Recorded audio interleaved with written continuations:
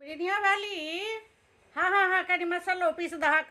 देखक देखक ने मसालो पीस दहक कनी हुए सबटा बर्तन बासन कइए देलहक, चूल्हा चौका कइए देलहक। आ देखक बजबै जे तऽ कहतै जे बुढ़िया बजै छै, बुझलियै। महारानी सब 8 बजे तक हमर पुतौह सब किली ठक ठक कऽ सुतल यऽ, बुझलहुँ। या हम बुढ़िया 5 बजे उठलहुँ, नहेलहुँ सोनेलहुँ, पूजा पाठ मन्दिर पर से एलहुँ आ सबटा काज राज हैया बिरिया वाली केलकै हन। एकरा सबके तऽ नौकर लगा देने छथिन। हमरा सबके टाइममे की कहू अपन दुखक खिस्सा। हमरा सबके टाइममे ई अगहन महीना, ई महीना तऽ बुझियौ जे एतनी टाइम नहि रहै छलै।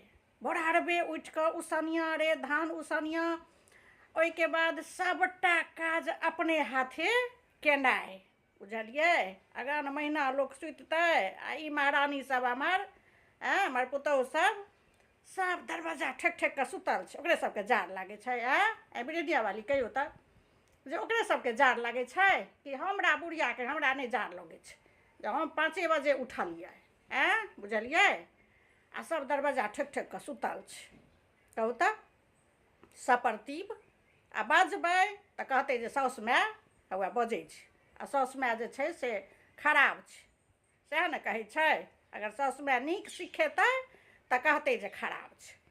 आब कहू जे ककर बेटी पुतौह 8 बजे तक अगहन महीना सुतल रहतै।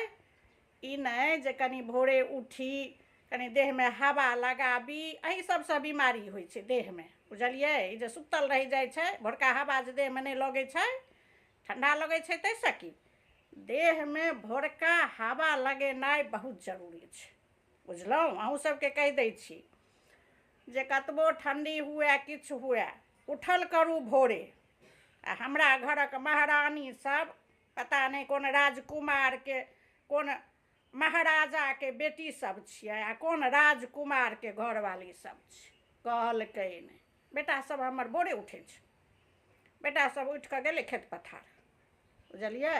आ ई महारानी सब एखनो किली ठोकने छै। 8 बजे छै, किली ठेक ठेक कऽ सब सुतल छै।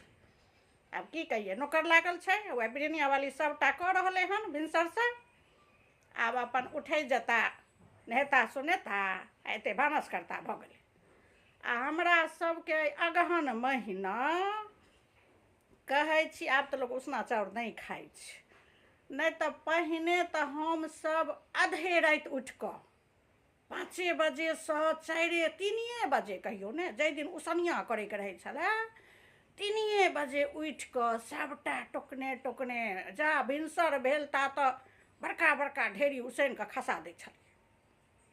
से रहै उसनिया पुसनियाके पहिने अगहन महीना। आब तऽ लोक खेतेसँ सबटा घरो नहि अनै छै समतै लए, खेतेसँ सबटा। तऽ अगहन महीना धान पानि समतैत लोकके से रहै छै। तहन की कहू अपन समयवला खिस्सा सब। आब ओ सब समय बीत गेलै। आब तऽ बस भऽ गेलै, सब अरबे चाउर खाइ छै, सब मेहके उपजबै छै, बुझलियै। राखै छी, जाइ छी एक बेर आओर दरवाजा खटखटबै लए पुतौह सबके। महारानी सब सुतल छै 8 बजे तक। ठीक छै, जय मिथिला जय मैथिली। फेर भेटब दोसर वीडियोमे, बाय बाय।